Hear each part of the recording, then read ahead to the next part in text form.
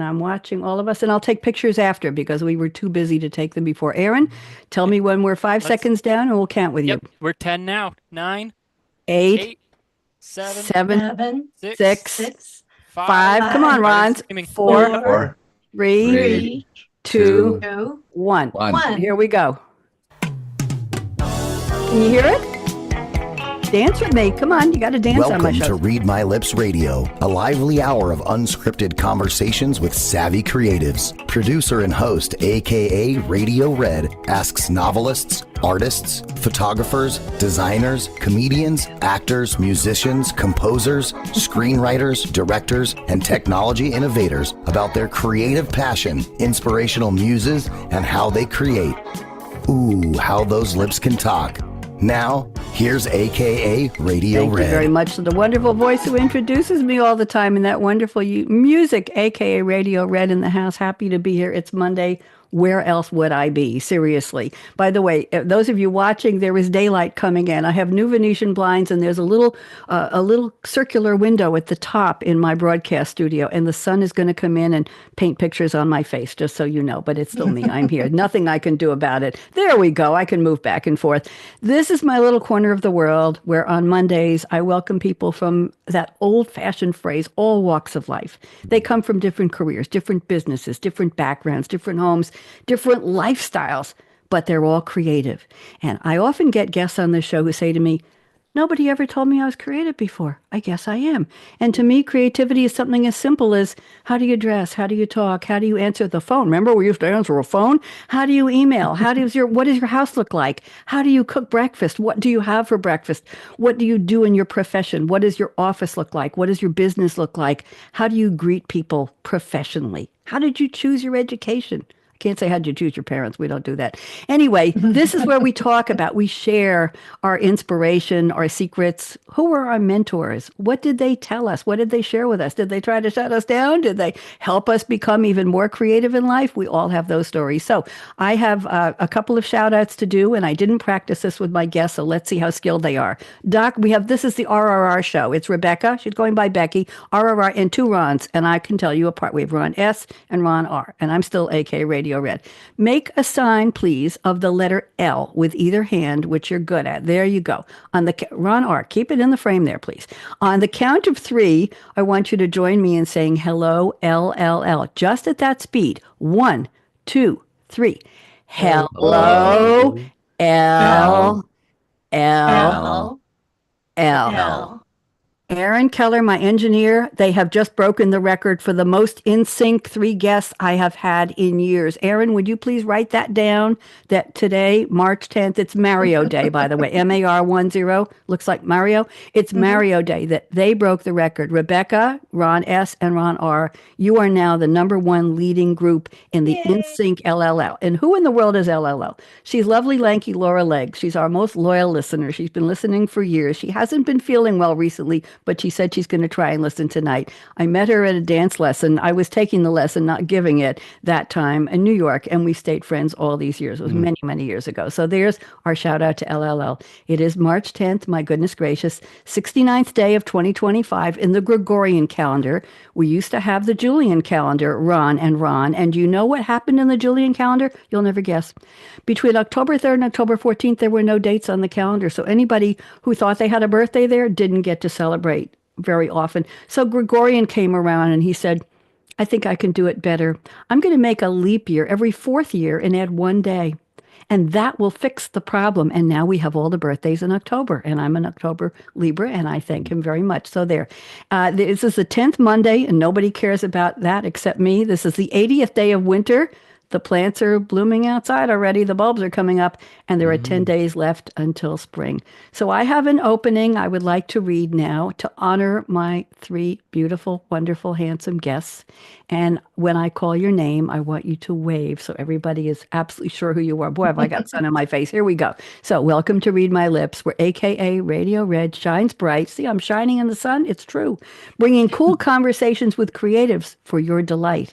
In her Scarlet Mike's live streaming glow, am I glowing yet? She opens the door for creative sparks to ignite and inspiration to soar. Today's Act Two of Creativity, and one of you know who that's coming from, will enlighten your day with three accomplished creatives whose imaginations play. Passion and purpose helped their paths unfold as they discovered creativity's soul that makes life bold. Here we go. Ron Schneebaum, MD. A doctor with heart, both wise and true. His path to medicine took a turn askew. No books, no homework, yet he found his way where intellect and love guide what he'll say. From Dartmouth's halls where students learned his gift for teaching was well earned. Through thinking with heart, he lights the start of healing minds and healing hearts. Ron, I hope you enjoyed that. You gave me goosebumps. That was Well, I'm very, very glad I gave you goosebumps. I'm honored. And Rebecca Renck, welcome. A mentor, a volunteer, a grandma with style. She's faced life's trials with grace all the while. With Crohn's in her path, she refused to retreat, redefining her health. No time for defeat. From working for the Scouts to writing her books, a life of resilience to the future, Rebecca looks. Becky, I hope you enjoyed that. Oh my gosh, yes. That's amazing. I'm glad. And here we go. Our last guest, Ron Roel. And I have to tell everybody, Ron is the host of 45 Forward, and I was honored to be his debut guest on his new show, his new channel last week. So here we go, Ron.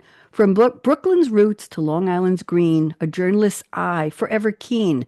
At Newsday, he crafted Act Two's plan, now you know where the title came from, to redefine aging for modern woman and man.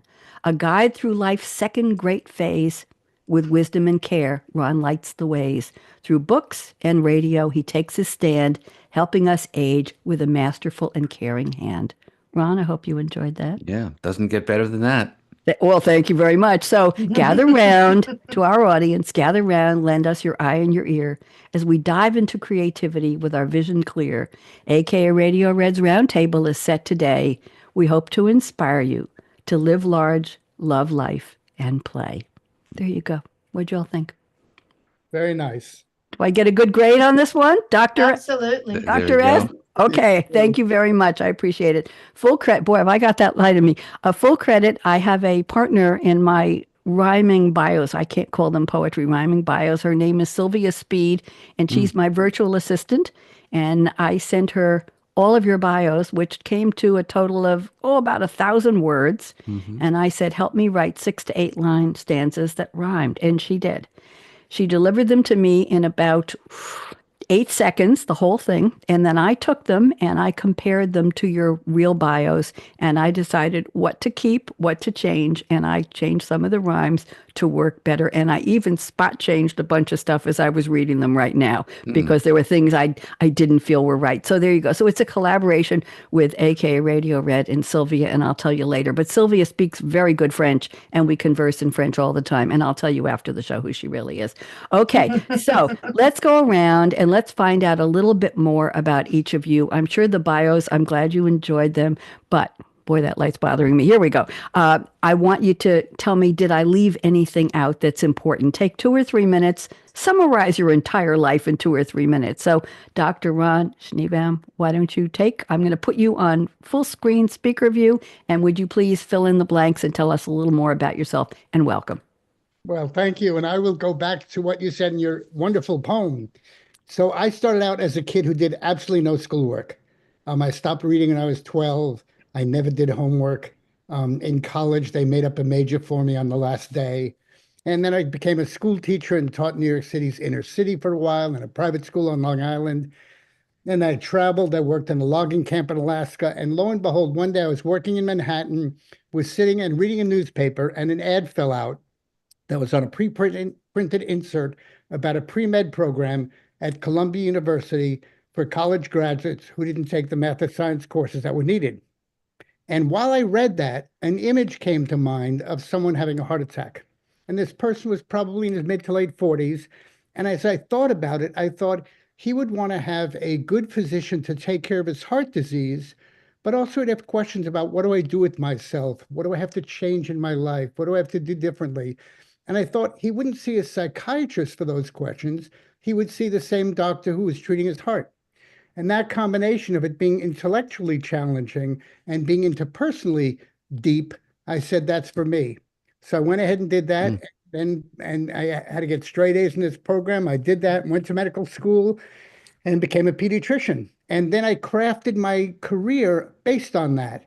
And what I said was, it really took two different ways to think to solve these problems. It took an intellectual, scientific, analytical approach to solve medical problems, but then it took my heart. It took caring and compassion and seeing somebody's issues from their perspective to answer the other side.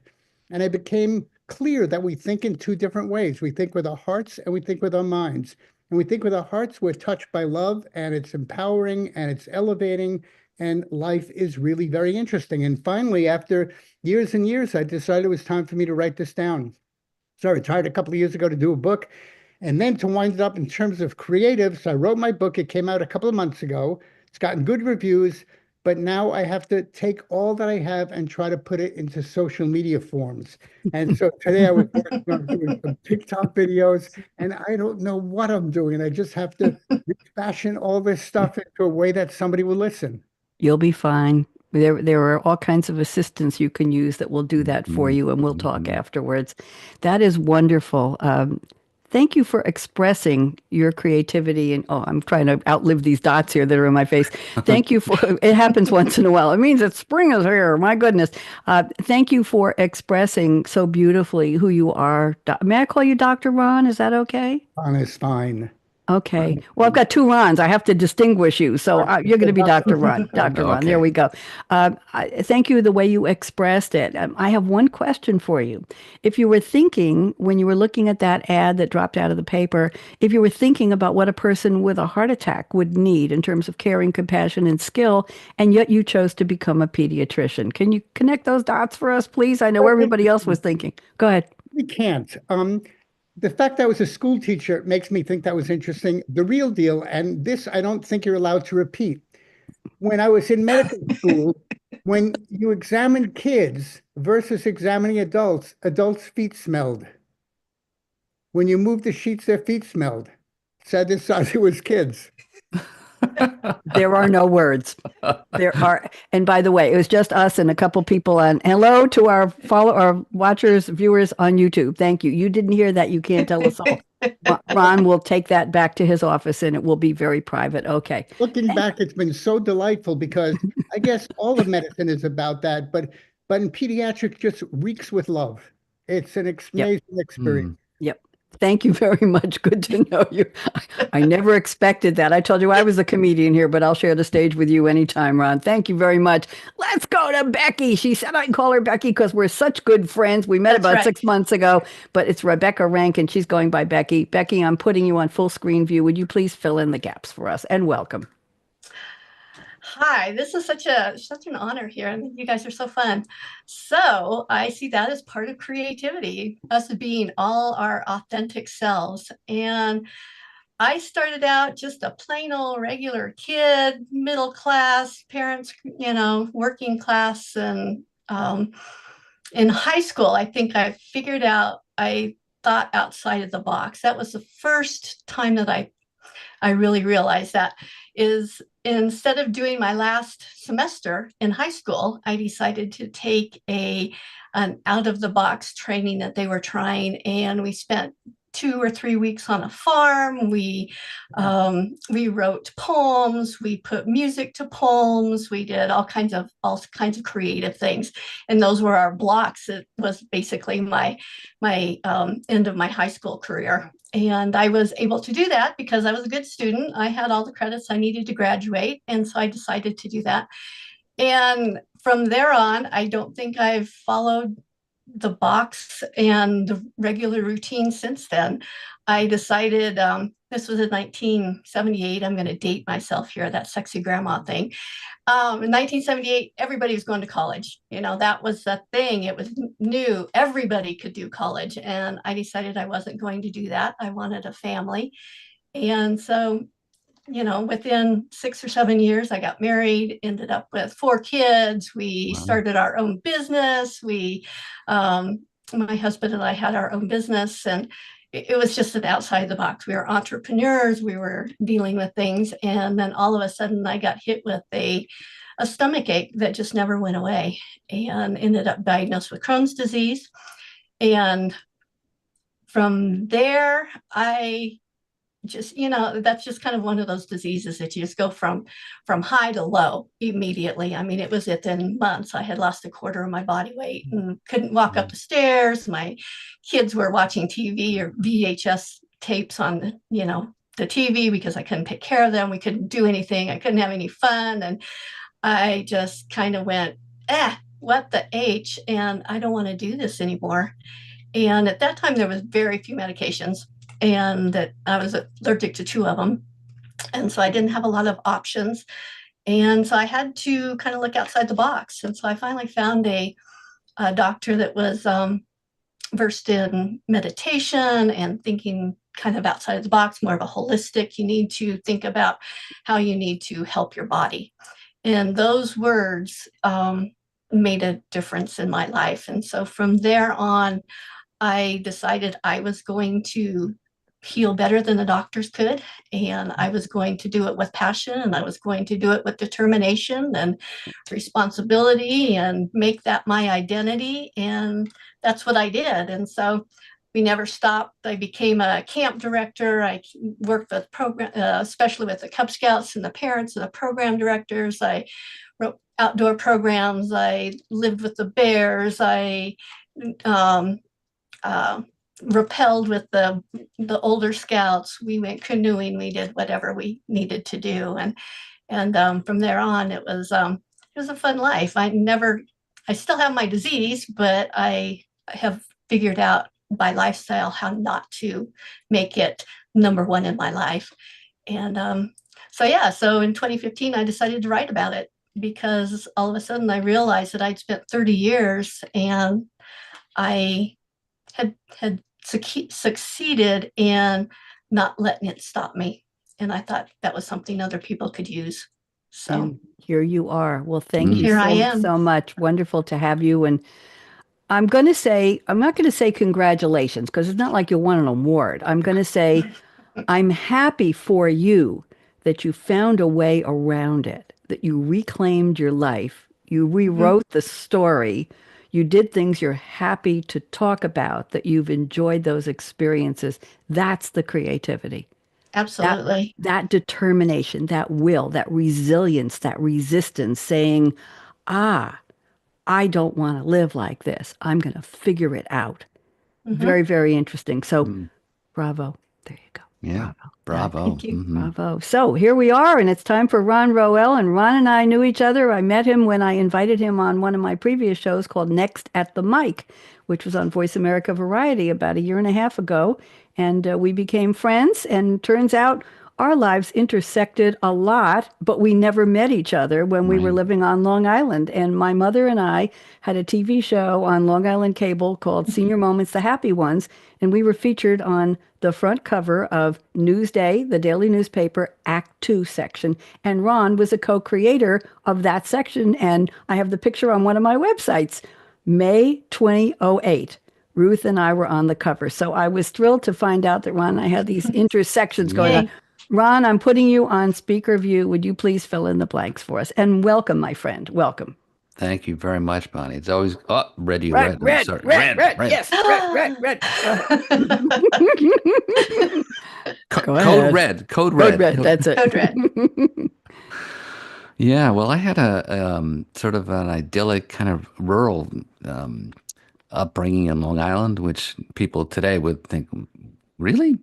But RadioRed knows where Long Island was years ago, and so I was a little creature of the woods. You know, we lived in the middle of the woods, and I loved the woods, and I loved nature, and I also found that I was a good writer. Sort of a lot of times you just sort of find these things accidentally, and I always thought of myself as the science guy. I took nature study courses, but I realized that, well, you could do a lot of these things together. And so, and I did art when I was little. My mother thought I was going to be a nature writer illustrator.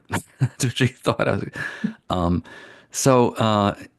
As it often happens, you have to make certain choices. And I decided that I was going to go into science or journalism or writing. And I took the latter course. So I went into journalism, and in part, because you do what you're good at, not always necessarily what you think you should do, but you're good at it. So like, okay, I'll do this. And so that's what I followed the course, and I became a journalist, in college, and I was all set to go into.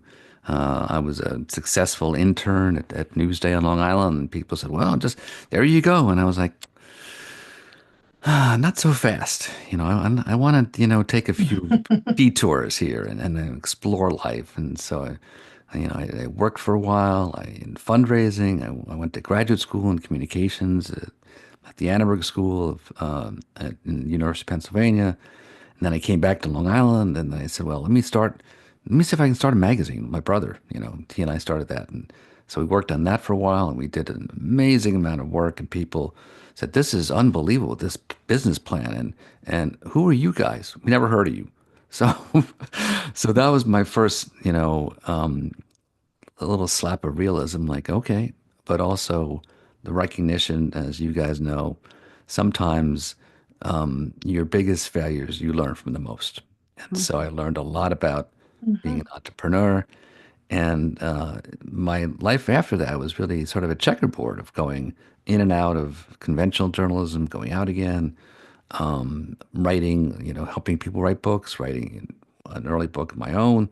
And then there was a stint at Newsday, as Bonnie mentioned. So there was a fairly big chunk of time when I was covering business and real estate, and kind of hit a plateau in my career. And so one day, the managing editor came to me and said, what's the paper not covering? And I said, well, listen carefully, because you have to think about what I'm saying. We're not covering retirement, but not really retirement. We're just covering what do we do with the second half of our life. The first half often is pretty structured. You have a kind of a template, you got a script, and then you reach your middle age, and then it's just like, okay, well, all right, raised a family, I've done this, I've had a career, but I could have as much time now as I had before now. So what now? How do I live a life of vitality? And how do I plan for it? How do I meet the challenges? There are obviously health challenges, there are financial challenges, but there are lots of opportunities.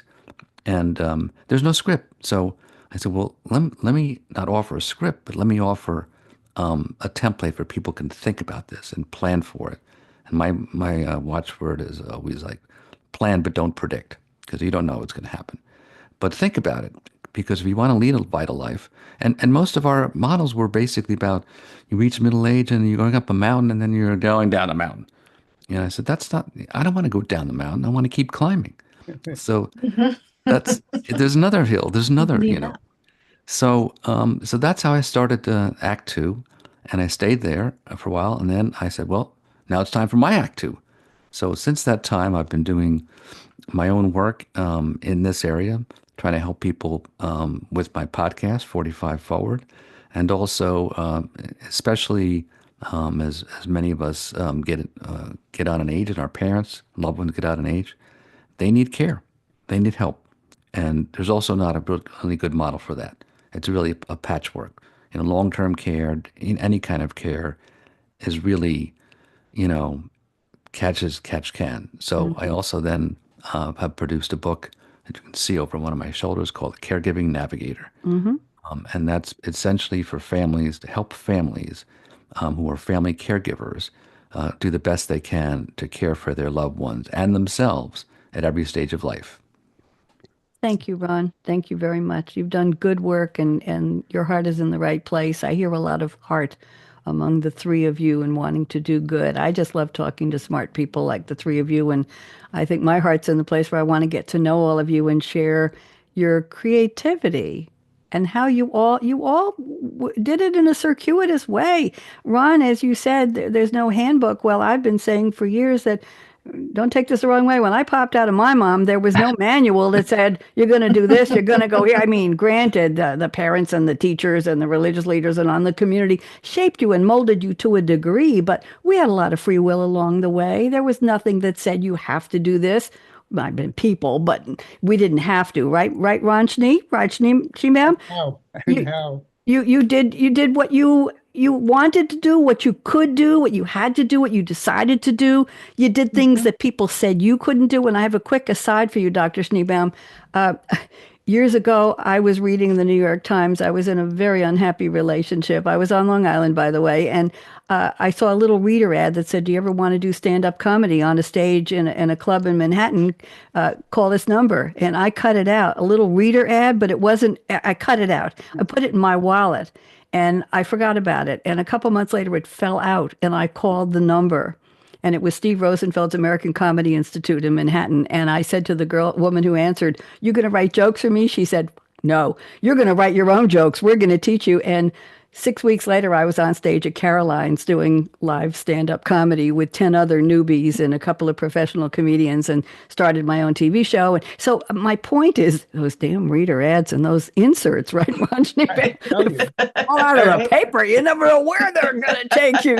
So there. So we're all creating as we go along. I was a shy kid. I sat I told my parents, don't sit in a restaurant in the middle of the room and a table. Sit by the side. I'm too shy. I didn't want people to see me. And here I am with, Me too.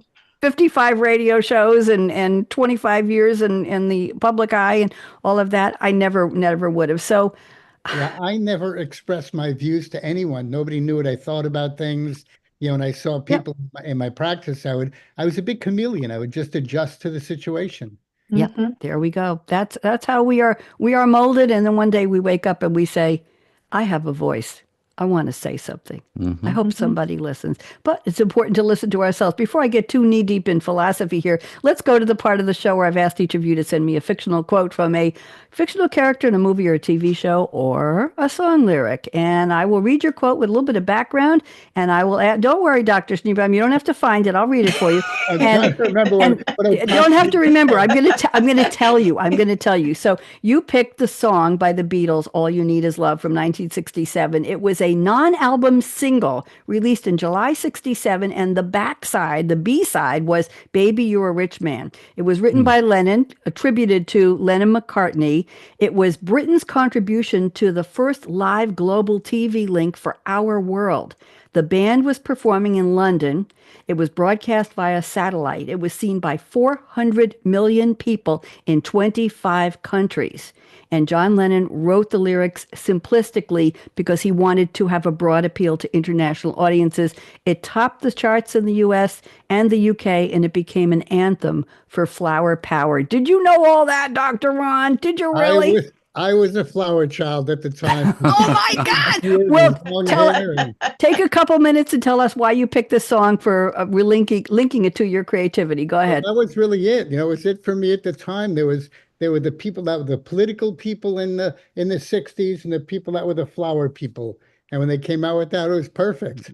And if I think about what I do now, it really is that we've forgotten what this thing called love is. It's not subjective, it's objective. And what I mean by it's objective is if a boulder fell off a cliff and landed on a stone, it would crush it. If someone's not loved, their psyche is crushed. It's absolutely real. Oh, don't make the host cry. That's always a very bad move, Dr. Schneebaum. I'm teasing you. That's very recognized across cultures, across centuries. It's the same thing, and we can open to it no matter what our background was like. All you need is love. Da, da, da, da, dum. I'm waiting for everybody to sing with me, and nobody has stepped up. This is very lonely here at the top. I try not to sing on my shows. I really try. Okay, Red sang. Thank you, Dr. Schneebaum. Becky, I'm going to your quote. This was said by Benjamin Mee, M-E-E, played by the wonderful Matt Damon. The movie We Bought a Zoo, 2011 biographical comedy drama film. That's a lot of genres, loosely based on a memoir by the real Benjamin Mee. In 2008, the movie was co-written and directed by Cameron Crowe, and Matt Damon starred as a father who purchased as a rundown, dilapidated zoo with his family for a fresh start and the challenge of preparing to reopen to the public. Oh, it had an unknown cast: Scarlett Johansson, duh; Thomas Hayden Church, duh; Elle Fanning, duh; John Michael Higgins, Colin Ford. Interesting. The film is based on 33-acre Dartmoor Zoological Park near the village of Sparkwell in Devon, England. It grossed only $120 million on a $50 million budget and was well received. So, Becky, what has this got to do with your creativity? Help me out here. Go ahead. The quote is all you need is what, 30 seconds of courage? I forgot to Right? read the quote. Here we go. I Hey, and I apologize. remembered it. I apologize. I was so excited. You know, sometimes all you need is 20 seconds of insane courage, just literally 20 seconds of just embarrassing bravery. And I promise you, something great will come of it. There you go. My apologies. Go ahead. Hey, Go ahead. there you go. There's the segue. I was a shy kid.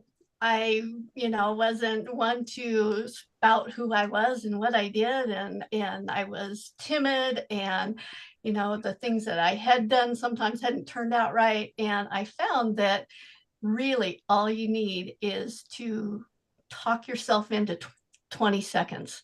I mean, anybody can do something for 20 seconds, and that became kind of a motto for me to say, when I needed to do something new, is like, okay, I can do this for 20 seconds. I can do this for 2 minutes. I can do this for 2 hours. I can do this for, 2 days, 2 months.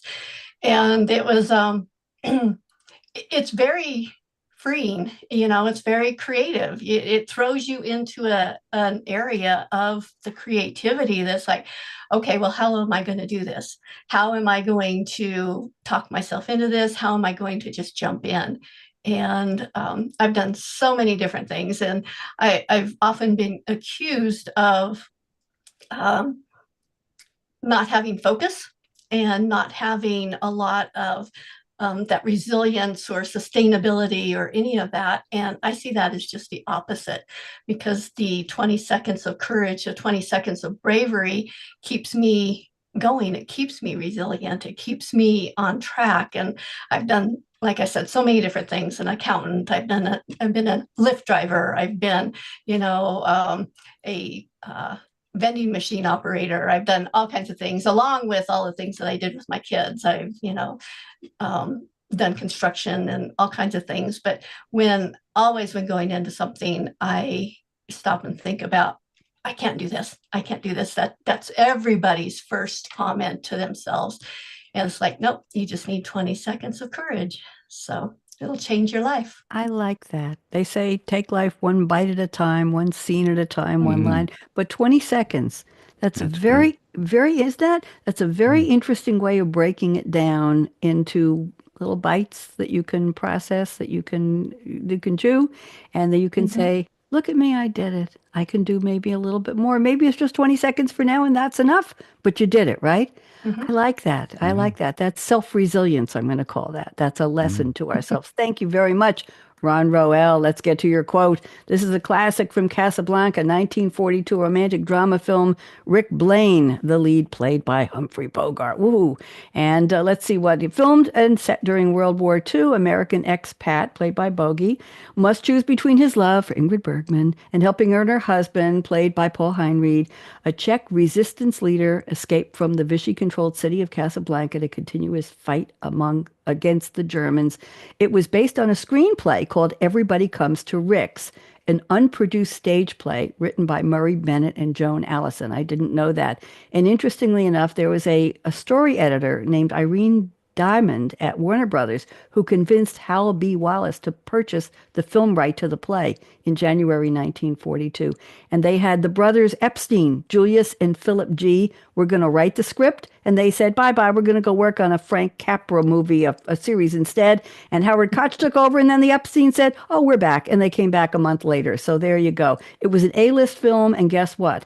Nobody expected it to do well. Even the cast and crew, Ron. They thought it was going to be, well, they put out hundreds of movies a year. This is just another going to sit on the shelf. Well, it won the Oscar for Best Picture, Best Director, Best Adapted Screenplay, and more, and it's a classic now. So, okay, here's the line. I won't forget to read this one. Louis, I think this is the beginning of a beautiful friendship. I wish I could say it with his accent. Ron R., talk to me. How'd you pick this one? Well, part of your instruction, Red, was pick something that made you smile. And every time I hear that line, I smile, because it just it brings the movie to me, and it it's the kind of film that just really affected me. I think I must have seen it earlier on from my parents, but then by in college, I saw it again one day, and actually, in graduate school I took a documentary film class, and part of the was to look at a movie and break it down, and I think I broke this movie down scene by scene. It just for me, it has a matter of sentiment, it has a matter of sacrifice, about love, and there's obviously a very bittersweet element to it. He loses his love, but he does it for his country, and that kind of service and sacrifice really resonates with me. And sadly, I don't feel it so much today. Not personally, but it's something that and it's a creative twist because you're not expecting this. You have two cynical guys. Yep. Who are one is for himself, protecting himself and against the German occupation. The other is cynical expat who's like he's lost his way in life, and they come and they find a way to sort of save each other, and so there's that kind of love, and that kind of support, and that kind of forward-looking sense of hope. So, and it all comes together for me in a very kind of a creative twist that you don't expect. And it just leaves me like, I'm really satisfied. That's nice.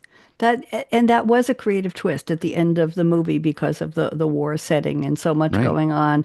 Very interesting that they express that to each other. Very, very interesting. Thank you all for the quotes. I appreciate it. Now, this is not a pop quiz. I'm going to pick one of the 4 creativity statements you each sent me, and I'm going to read the statement and ask you to spend 2 or 3 minutes and just elaborate a little bit. Dr. Schneebaum, you sent me a fascinating one. Everybody listen up. He says, I quote, "I had few creative outlets during my childhood. I grew up in an apartment complex in New York City. We didn't do artwork or crafts. I hardly read, didn't play a musical instrument, wasn't involved in organized sports, and only had a handful of toys. My friends were my chief creative outlet." And here's the kicker.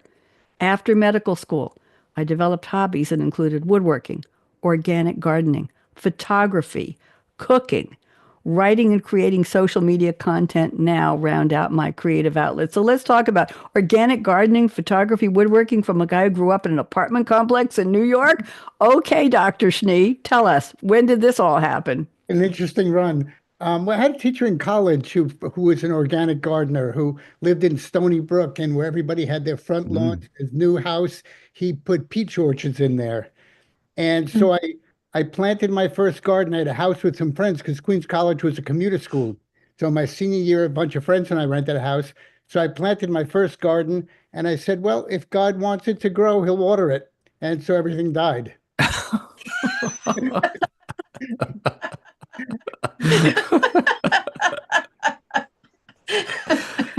It wasn't a zero escape. In Great Neck, we had a zero escape, which was the rain will take care of it. God will water it. Oh my God. Exactly. And then just life went on. I just became impressed with the natural world. In the summertime, I discovered a summer camp. I could be a counselor in training and not have to pay anything. And I loved being in nature. I was so far removed from nature that when I was in graduate school at Adelphi University and drove out there from Queens, Adelphi is just a suburb from anybody listening. It was the first time I discovered that trees had flowers in the spring. Wow. Oh my goodness gracious. Wow. Well, welcome to my part of the world here. Go ahead. To add to the creativity part, we lived in an apartment building. My dad was legally blind, so he couldn't see the top of an eye chart. There was nothing in the way of chores ever done. Wow. Wow. You've had an interesting run, haven't you? And you're still doing it. Thank you. Very, very interesting. I love these admissions. Sometimes I want to call this show True Confessions from a creative, If I rename it, it'll get more viewers and listeners. I guarantee it. Okay, let's go to Becky. And Becky, I've picked your statement number 3. Let me read a little bit of it. You say, "I love to sit quietly in nature against a tree, looking at a vista, toes in the water, or watching a bird soar and listening to all it is telling me. I can then creatively relate these messages to our everyday tasks and relationships. And you tell the story briefly of being involved in a controversial, shall we say, a local association. We'll leave it at that. When the tension got too high, you would drive to clear your mind and end up on a high ridge overlooking the world below, listening to the vastness puts the smallness of us and the details into perspective. Becky, take about 2 minutes and elaborate on this, enhance it for us. It's very beautiful, by the way. Go ahead. Yeah, I think we all need to be put in our place sometimes. We you know, we're just little specks. We really are.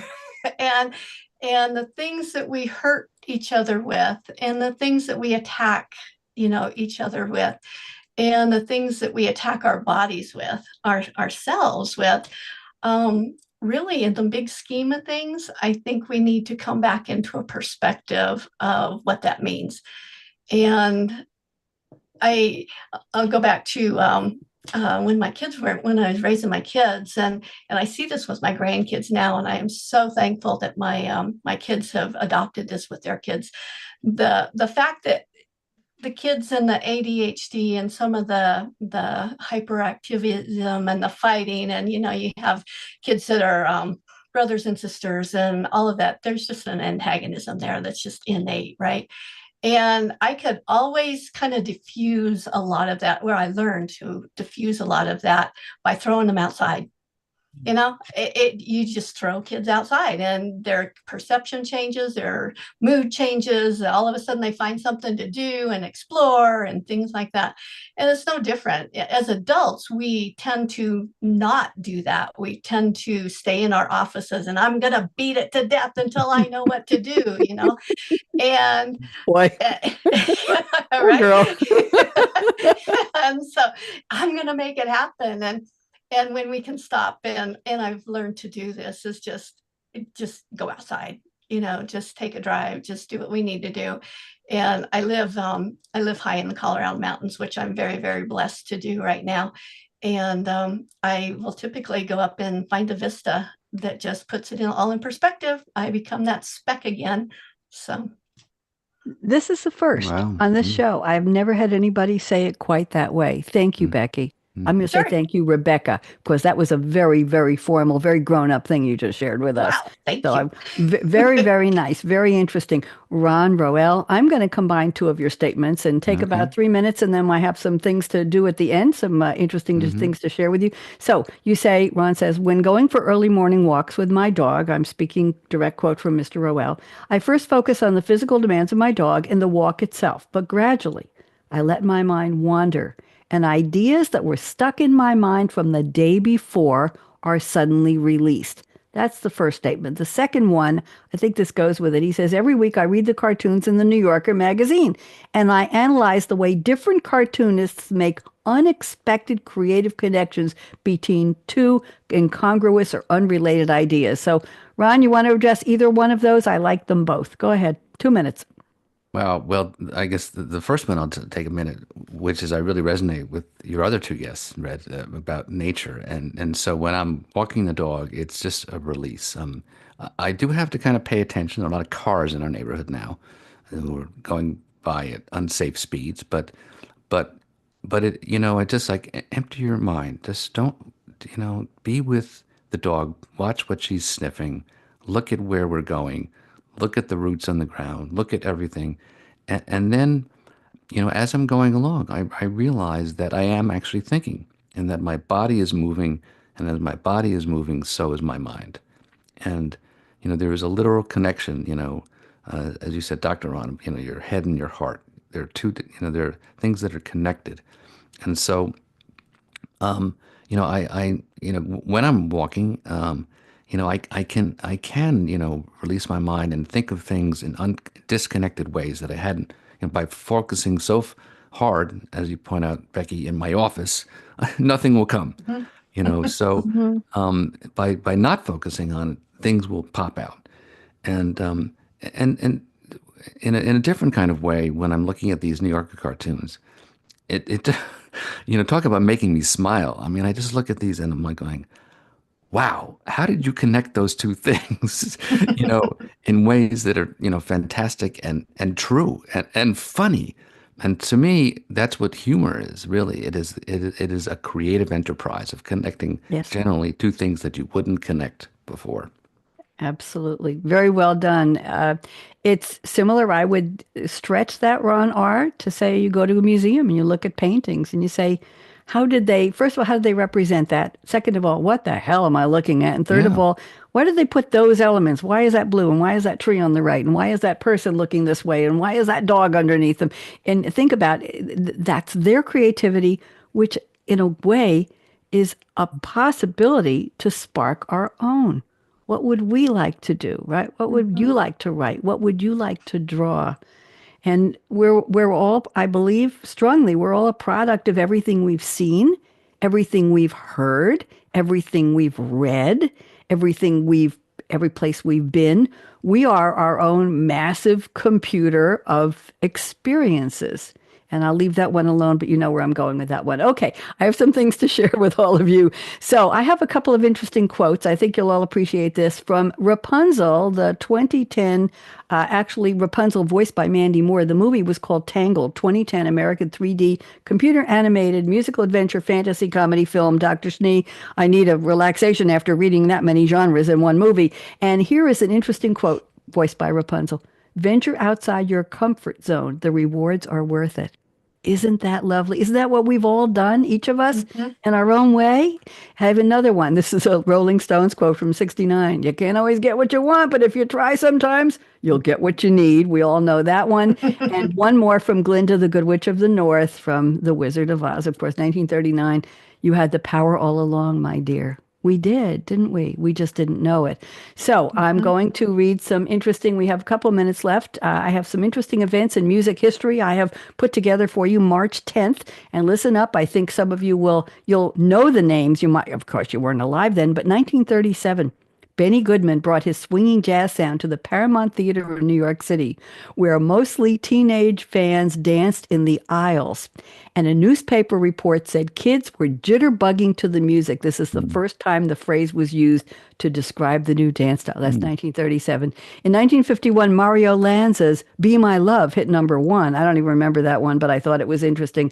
In 1955, RCA Victor was so happy at signing a new talent they put a half-page ad in Billboard announcing, does anybody know who they announced? 1955? Who could it be?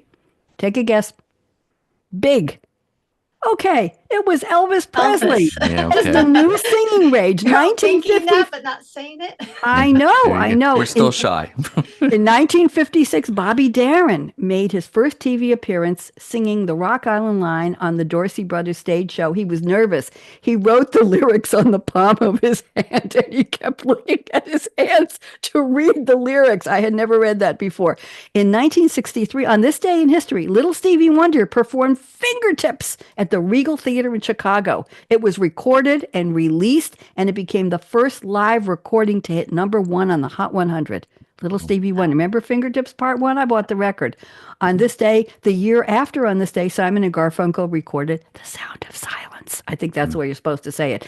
On this day in '67, Sonny and Cher guest starred as Jerry and Ramona on the Hot Number Affair episode of the NBC spy spoof, The Man from U.N.C.L.E. UNCLE. On this day in '75, the Rocky Horror Show, which started in London in '73, 2 years before, opened at Broadway's Belasco Theater. Meatloaf played Eddie and Dr. Scott, and then it became a movie later on, and he did Eddie. That's who he appeared as.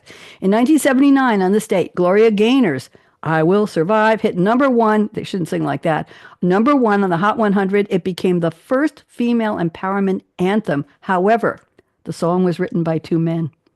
Interesting. I know. I really dig deep for this. And here's a couple more. Dapper in a classic black tuxedo.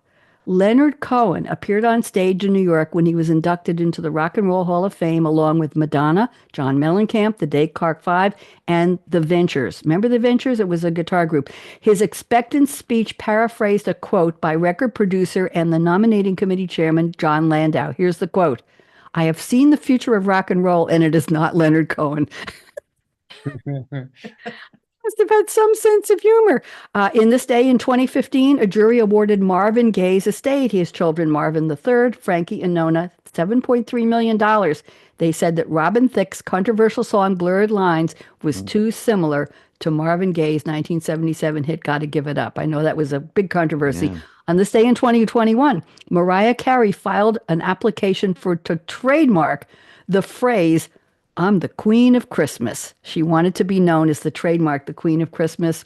And now let me give you some happy birthdays. March 10th, today is Chuck Norris. Anybody know how old he is? Remember the martial arts star, Texas Ranger? How old do you think Chuck Norris is? Anybody? Take a guess. 85? Yep. Yep. Pretty old. Becky Yep. gets the gold star there. Sharon Stone, Basic Instinct. Sharon Stone, how old is she today? I know a lady never tells her age, but it's public. How old? Anybody take a guess? She's Gotta 60, be in her 70s. 67, little okay. close. John Hamm from Mad Men, he's 54 today. Robin Thicke, whose song was the one that violated the song I just said from Marvin Gaye, he's 48 today. He's the son of Alan Thicke, the actor, and the singer-actor, and Gloria Loring. Carrie Underwood, she was the first country singer to win American Idol, and she's the best-selling of their alum 20 million albums sold in the U.S. Carrie Underwood is 42. Olivia Wilde, beautiful actress, 41. Emily Osment from the Osment family, 33. And Bad Bunny. Anybody ever heard of him? Benito Antonio Martinez Ocasio, born in Puerto Rico. This day, he's 31. He's a global superstar. There we go. He had the first entirely Spanish language #1 album. I didn't know that. On social media, this is going to rock your world, and then we have time to finish. On YouTube, a young man who's 41 today, named Chad Wild Clay. They call him AKA CWC. Are you all sitting down? Dr. Schneebaum, I don't want you to get upset. This young man has 15 million subscribers. 15 million. And his parody video called Pen, Pineapple, Apple Pen only had 100 million views. Only. All I can tell you, they have to get at least 1.5 million subscribers to make my list. On TikTok, a young lady named Alexia, Alexia Bae, B-A-E, she's 19 today. She has 4 million likes for her videos. She does lip sync performers and dance videos, and she has 110,000 followers on Instagram for her outfit pictures. People like her pictures. On TikTok also, Savannah Mirabile is 25. Poor girl only has 2.4 million followers. She does dance and lip sync videos documenting her pregnancy. That's all I have to tell you. On YouTube, Samara Redway today is 30. Samara only has 1.2 million subscribers. She posts vlogs about her everyday life. She does makeup tutorials, but she's also a gamer, Grand Theft Auto, Fortnite, and Resident Evil. I'm sure they like that. Today is National Napping Day. Did you all take a nap? Not my fault if you didn't. It's National Mario Day, M-A-R-1-O, Mario. That's Mario from the video game. Today is Fill Our Staplers Day. The first stapler was invented for King Louis XIV of France in the 18th century to clip his papers together. Not quite a stapler. It's International Bagpipe Day. They date back to Egypt, 400 BC. Today is International Day of Awesomeness. No one's perfect, but everybody can be awesome. I've got 2 minutes left. It's National Pack Your Lunch Day. It's National Button Week. It's National Fix a Leak Week. And it's National Landline Telephone Day. The telephone was invented by Alexander Graham Bell, but another inventor named Elisha, I think it might be a woman, it starts with E, Elisha Gray, filed a patent within hours. Bell's patent was approved first, so we go with him. Today we're March, today, the month of Noodle Month, peanuts, celery, exotic winter fruits, leeks, green onions. There's your organic gardening, Dr. Schneebaum. Frozen food, berries and cherries, and caffeine awareness. And this is the month of Adopt a Rescued Guinea Pig Month. I haven't seen any on the streets here, but I don't know if I'd adopt dolphin awareness. If you see a dolphin, say hello. Gardening, Nature, and Ecology Books Month. Humorists are Artists Month. There we go. National Craft Month, Crochet Month, Umbrella Month, and Read an eBook Month. So I hope you enjoyed those. So join me in my closing here. We have 1 minute and stick around. We're going to take some pictures and we'll talk. So here we go. Life is short. Break the rules. Oh, yeah. Forgive quickly. I haven't figured that one out yet. Kiss slowly. It's the only way. Love truly. Laugh uncontrollably. Everybody laugh with me. 2 seconds. 1, 2, 3. Becky, you can do better than that. And never regret anything that made you smile. Final words. Work like you don't need the money. or pretend. Dance like no one's watching. When I taught disco in high heels on top of a Formica tabletop in a cafeteria in Eugene, Oregon, and there were 250 students, I never fell, but I said, you got to build me a wooden stage. Sing like nobody's listening and love like you've never been hurt. We all have. Let your heart heal. Let it regroup. Be resilient and love again. Money talks. Chocolate sings. La! And last but not least, I stole this line from another host 20 years ago. Thank you for turning me on. Radio Red waving goodbye. And let me put on the closing music here. Hold on, Aaron. Don't take us out yet. I'm going to close, and here we go. On Read My Lips Radio, producer and host, Dance with me, everybody. aka Radio Red, invites you to eavesdrop on her live, unscripted conversations with smart, savvy, creative people That's as you. she discovers what makes them tick, where they find their inspiration, when creativity first became their passion, and how their creative process can inspire the rest of us to think out of the box. Enjoy, aka Radio Red's always lively, cool conversations with creatives. Oh, how those lips can talk. There we go. Thank you very much. I want to thank my guests, Dr. Ron Schneebaum, Rebecca Renck Ron Roel. I appreciate all of you. Stick around. We'll take some pictures. And to Aaron Keller at Voice America. What are we on? The Empowerment Channel, Variety, whatever we're on. Thank you.